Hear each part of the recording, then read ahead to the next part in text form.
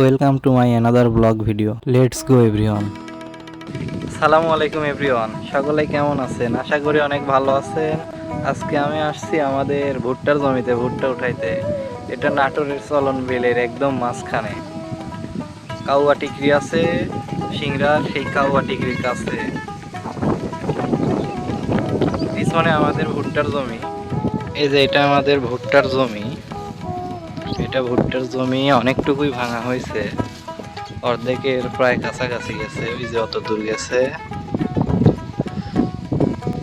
আরো কিছু অংশ বাকি আছে, যে পাশে অর্ধেক বাকি রয়ে গেছে। দেখা যাক আজকে ভাঙা হয় নাকি।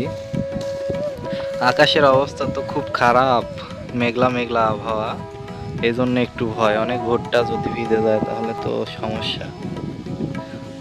আল্লাহর কাছে চাইছি যেন বৃষ্টি না দেয়, বৃষ্টি হলে তো একদম অবস্থা শেষ হয়ে যাবে।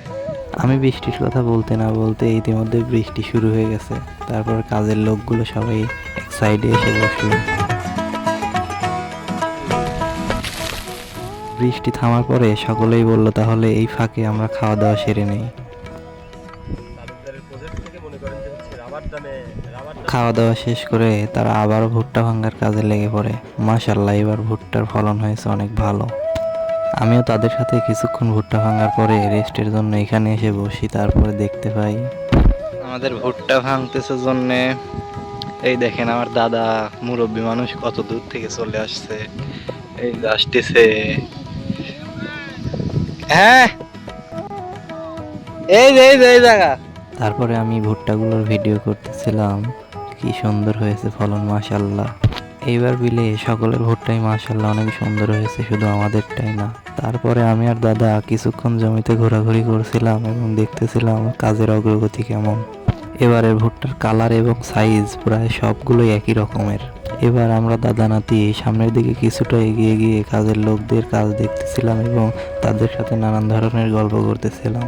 কথায় আছে গল্প কেউ করে না অল্প, এমন গল্প করতে করতে এই লাইনটা ভাঙা হয়ে গেল। তারপরে আমরা আবার চলে গেলাম ওই সাইডে। এই সাইডে এসে কিছুক্ষণ ভুট্টা ভাঙার পরে আকাশের দিকে লক্ষ্য করে দেখলাম যে মেঘ জড়ো হতে শুরু করেছে। এমন আবহাওয়া দেখে আমার রবীন্দ্রনাথের সেই সোনার কবিতার কথা মনে পড়ে গেল। আবারও বৃষ্টি চলে এসে আমাদের ভিজিয়ে দিয়ে গেল। আমি ছিলাম এই পাশে আর আমার ছাতাটা ছিল ওই পাশে। এখন আমি হেঁটে হেঁটে ভিজে চলে যাচ্ছি ছাতার কাছে।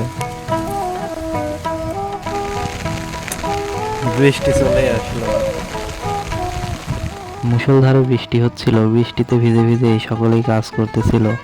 যেগুলো ভুট্টা ভাঙা হয়েছিল সেগুলো বস্তায় ভরতেছে।